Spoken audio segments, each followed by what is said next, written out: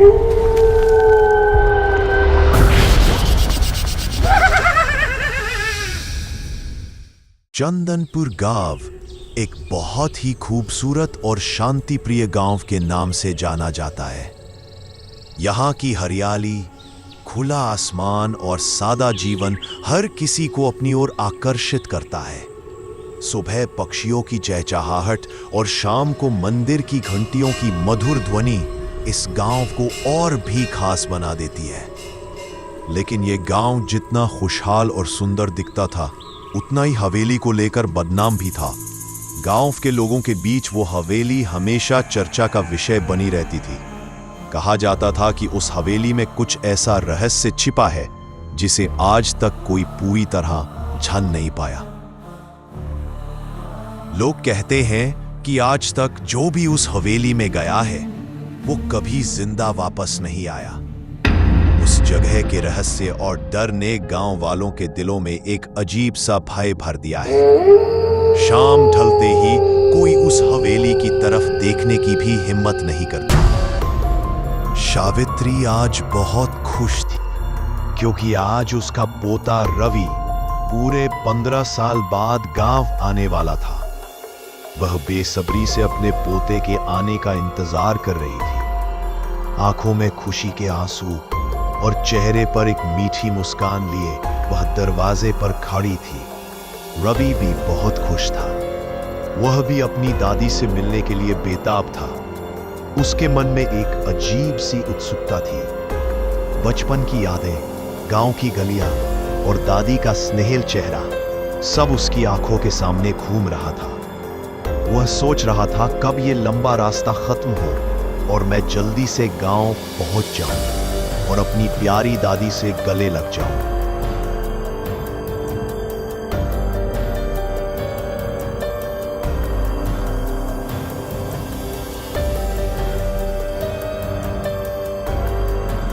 बस से उतरते ही रवि गांव की ओर बढ़ने लगा। रास्ते में फैली हरियाली, खेतों की खुशबू और ताजी हवा ने उसके मन को सुकून से भर दिया। वह हर चीज को देखकर मुस्कुरा रहा था, जैसे हर पेड़, हर गली उसे पहचान रही हो। चलते चलते वह आखिरकार अपनी दादी के घर पहुंच गया। जैसे ही उसने दरवाजे पर कदम रखा, वहां सावित्री दादी पहले से ही उसका इंतजार कर रही थी। दादी की आंखों में खुशी के आंसू थे और चेहरे पर अपार ममता थी।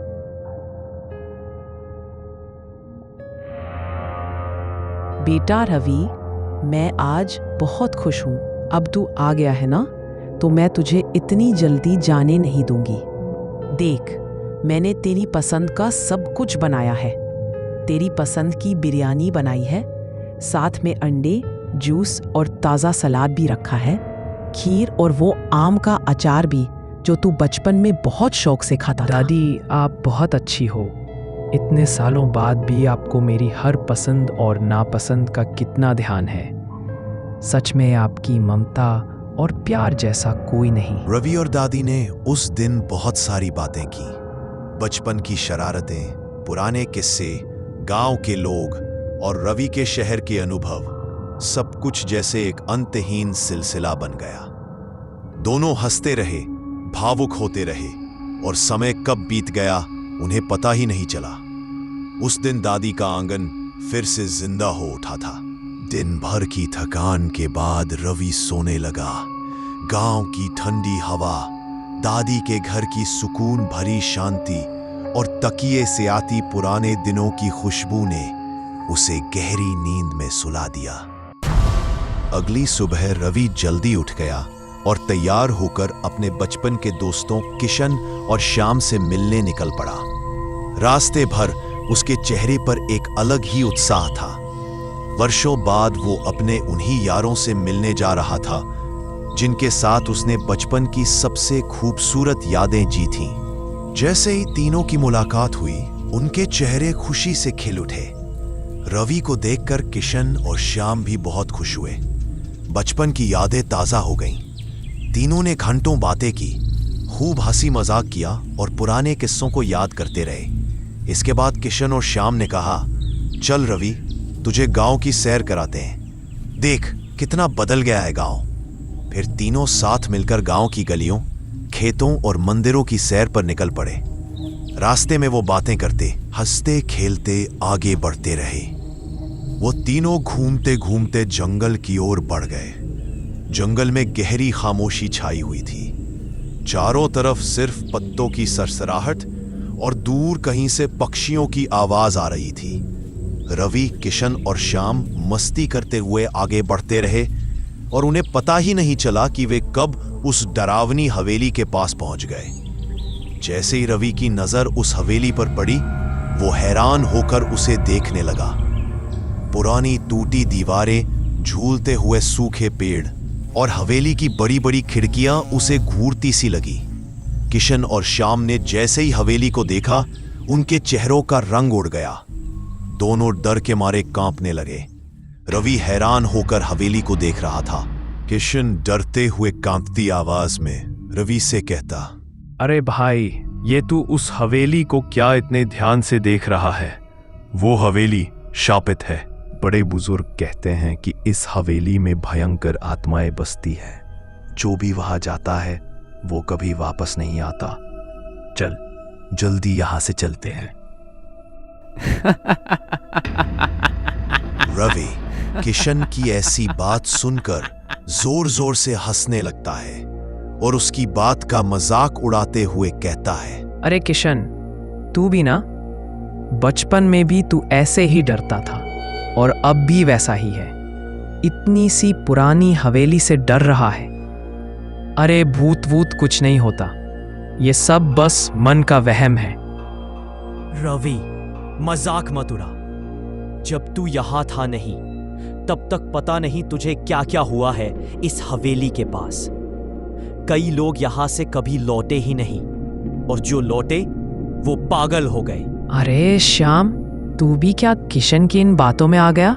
मैं तो इन सब बातों पर बिल्कुल भी विश्वास नहीं करता। ये हवेली ववेली, भूत प्रेत सब बेकार की बातें हैं। डरने से कुछ नहीं होता। रवि, तू नहीं जानता, यह हवेली सच में शापित है। गांव के बड़े बुजुर्ग भी इसके बारे में बात करने से कतराते हैं। इस हवेली के बारे में जितनी कहानियां सुनी है, उतनी किसी और जगह की नहीं सुनी। यहाँ कुछ तो है। रवि, श्याम और किशन की बातें सुनकर फिर से जोर जोर से हंसने लगा। रवि, तू हंस ले जितना हंसना है, लेकिन जब हवेली की सच्चाई सामने आएगी ना, तब तेरा ये हंसना सब गायब हो जाएगा। कुछ बातें मजाक नहीं होती।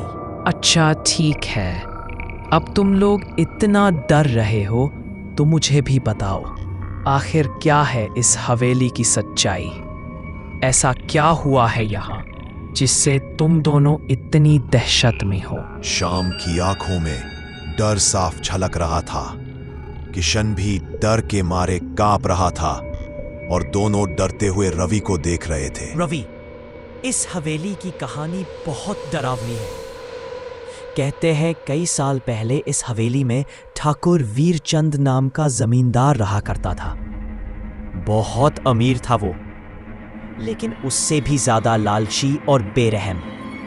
उसे अपनी जायदाद और धन दौलत के अलावा कुछ भी प्यारा नहीं था। उसकी एक बेटी थी, सुंदर, भोली और मासूम। वो अपने दिल से किसी गरीब लड़के से प्यार करने लगी थी।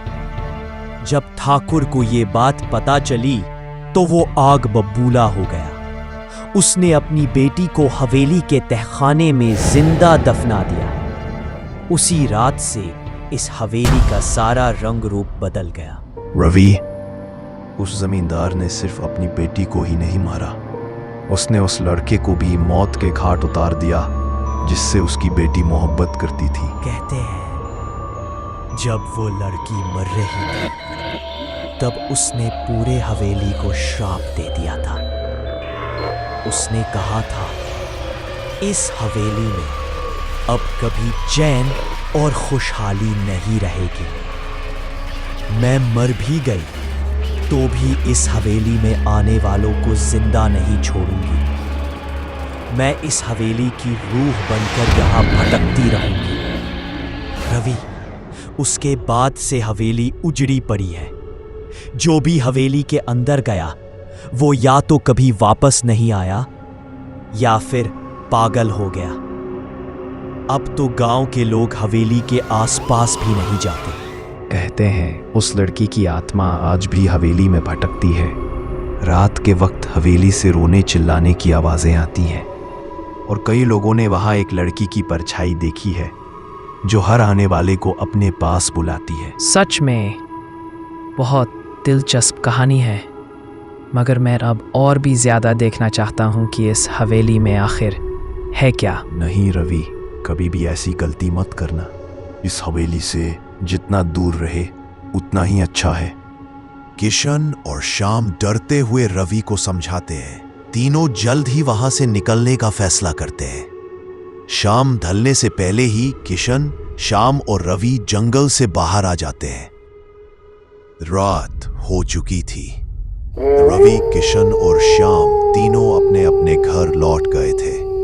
पूरा गांव गहरी नींद में डूब चुका था। चारों तरफ सन्नाटा था। सिर्फ रात के कीड़ों की आवाज सुनाई दे रही थी। रवि अपने बिस्तर पर लेटा हुआ था, लेकिन उसकी आंखों से नींद कोसों दूर थी। वो करवट बदलता रहा, आंखें बंद करने की कोशिश करता रहा, पर उसके दिमाग में सिर्फ वही हवेली घूम रही थी। कभी हवेली की टूटी फूटी दीवारें, कभी उस लड़की की परछाई, कभी श्याम की कांपती हुई आवाज, तो कभी किशन की डरावनी बातें, सब उसके मन में गूंज रही थी।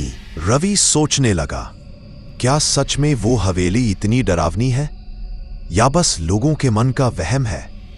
अगर सच में वहां कोई रहस्य है तो उसे देखे बिना चैन नहीं मिलेगा। आखिरकार रवि ने तय कर लिया कि वो खुद अपनी आंखों से उस हवेली की सच्चाई देखेगा।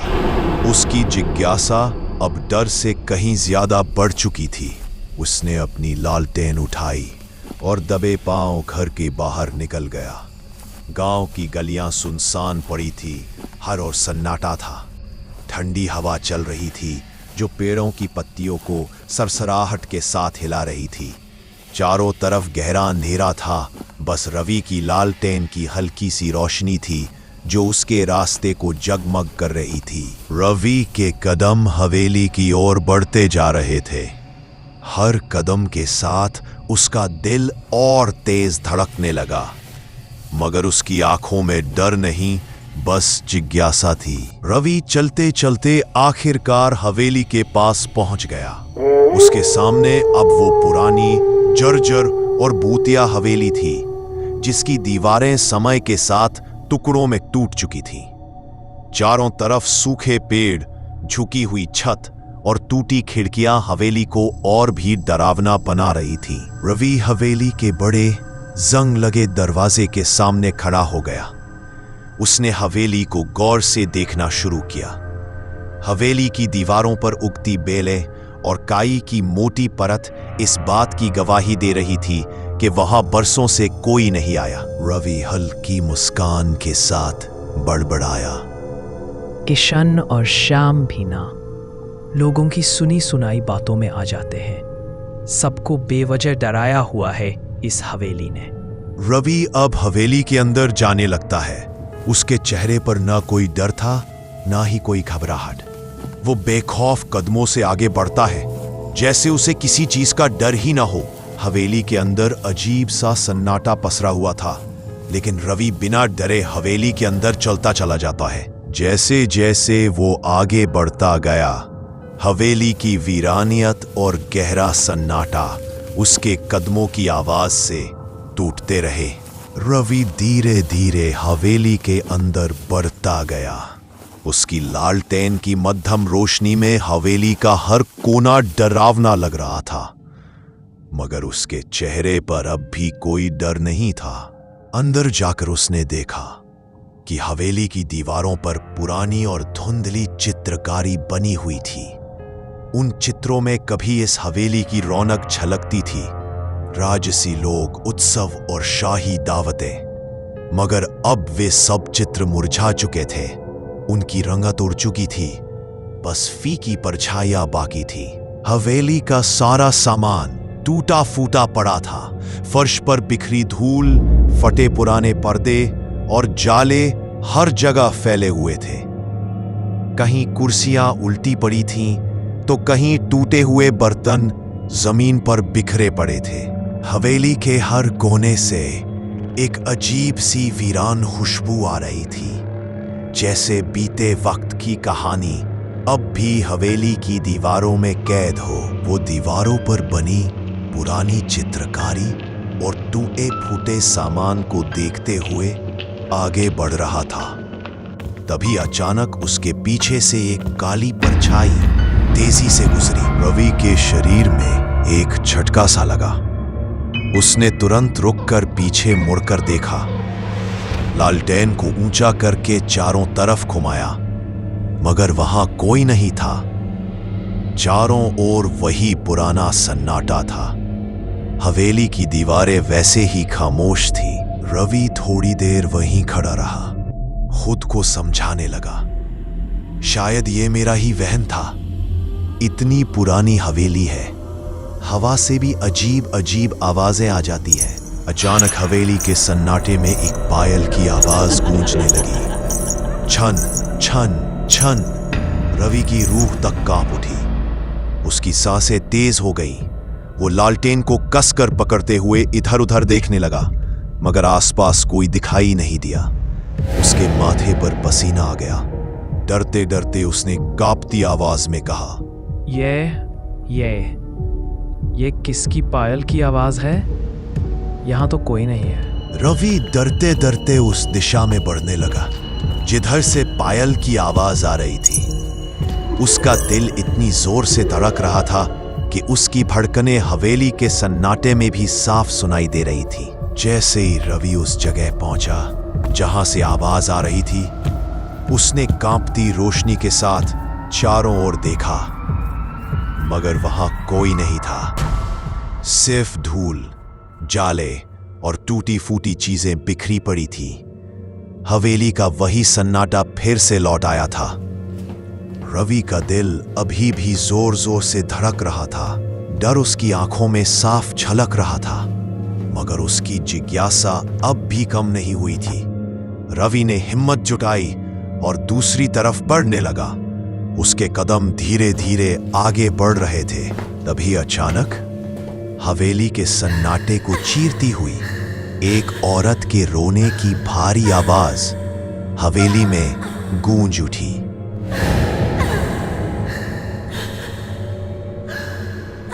रवि वहीं थम गया। उसकी रूह तक कांप गई। लालटेन उसके हाथों में कांप रही थी और उसकी आंखों में डर साफ झलकने लगा।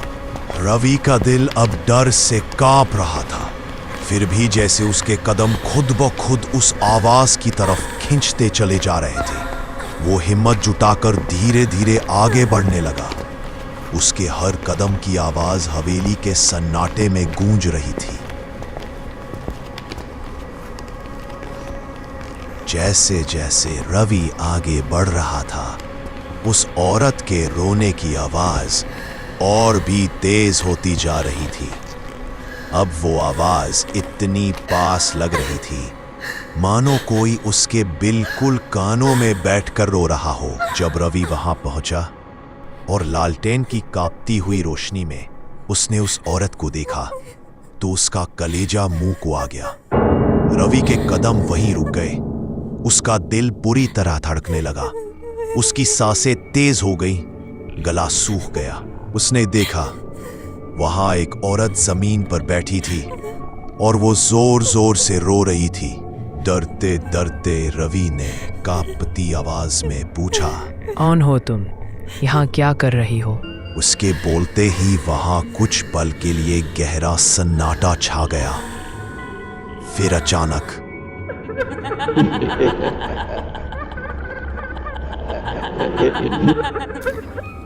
वो औरत रोते रोते अब जोर जोर से हंसने लगी थी। रवि उस डरावनी हंसी को सुनकर पूरी तरह सहम गया। उसकी हंसी अब इंसानी नहीं लग रही थी, वो एकदम भयानक थी।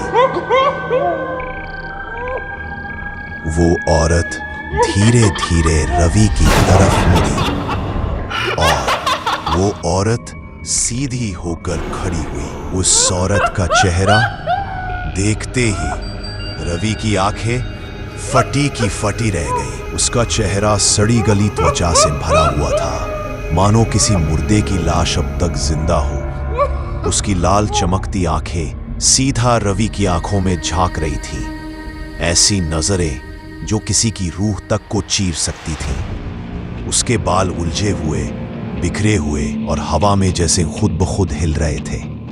उसने सफेद साड़ी पहन रखी थी जो अब मैली, फटी और खून के धब्बों से सनी हुई थी। लेकिन जो सबसे भयानक था वो था उसके चेहरे पर पहली डरावनी, ठंडी और शैतानी हंसी। रवि का शरीर बुरी तरह कांपने लगा। उसके पैरों में जैसे जान ही नहीं बची थी, मगर दिल की धड़कनें अब चीखने लगी थी। उसी पल उसे श्याम और किशन की बातें याद आने लगीं। रवि, उस हवेली से दूर रहना। जो भी गया वापस नहीं आया। यह हवेली शापित है, वहां कुछ तो है। इन बातों ने जैसे रवि को झकझोर कर रख दिया। रवि अपने दिल में सोचने लगा, मुझे यहां नहीं रहना चाहिए, मुझे भागना होगा। उसने कांपते कदमों से हिम्मत जुटाई और अपनी सारी ताकत समेटकर पीछे मुड़ा और हवेली से बाहर की ओर भागने लगा। रवि दौड़ता हुआ जैसे तैसे हवेली से बाहर निकलने की कोशिश कर रहा था। वो चुड़ैल रवि के ठीक सामने आकर खड़ी हो गई। उसने कांपते हुए कदम पीछे हटाए और फिर बिना एक शब्द बोले तेजी से अपने कदम दूसरी दिशा में मोड़ लिए। रवि के पांव अब भी कांप रहे थे, मगर उसकी रफ्तार तेज होती जा रही थी। हवा में अजीब सी सर्दी और सड़न थी, मगर वो रुकने को तैयार नहीं था। अब उसका सिर्फ एक मकसद था, हवेली से बाहर निकलना, किसी भी हालत में। लेकिन तभी फिर से अचानक वो चुड़ैल एक बार फिर रवि के ठीक सामने प्रकट हो गई, उसी भयानक होठों पर वही वैशी हंसी लिए हुए।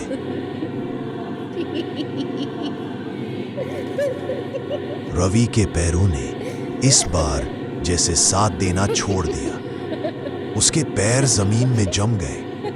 वो चाहकर भी हिल नहीं सका। उसकी आंखें डर से फैल चुकी थी और मुंह से आवाज तक नहीं निकल रही थी। चुड़ैल ने अपनी लाल जलती आंखों से रवि को घूरते हुए कहा, तुम मुझे और मेरी कहानी को मजाक समझ रहा था, है ना? तुझे लगा ये हवेली सिर्फ एक अफवाह है। अब देख, वही कहानी तुझे निकलने आई है। रवि का पूरा शरीर पसीने से भीग चुका था। उसके रोंगटे खड़े हो गए थे। उसके सामने अब कोई साया नहीं, बल्कि वो आत्मा थी जिसकी पीड़ा को कभी किसी ने नहीं समझा। और रवि ने तो उस पर हंसने की हिम्मत कर ली थी। रवि अब पूरी तरह डर और पछतावे से भरा हुआ था और कांपती आवाज में बोला, मुझे माफ़ कर दो। मुझे नहीं पता था कि ये सब सच है।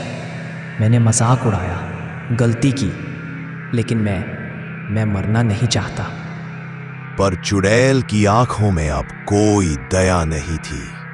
चुड़ैल ने एक पुराना जंग लगा हुआ चाकू निकाला और अचानक उसने जोर से चाकू से रवि पर वार कर दिया। रवि वहीं जमीन पर गिर पड़ा, शरीर कांपता हुआ और उसकी सांसें तेजी से टूटने लगी।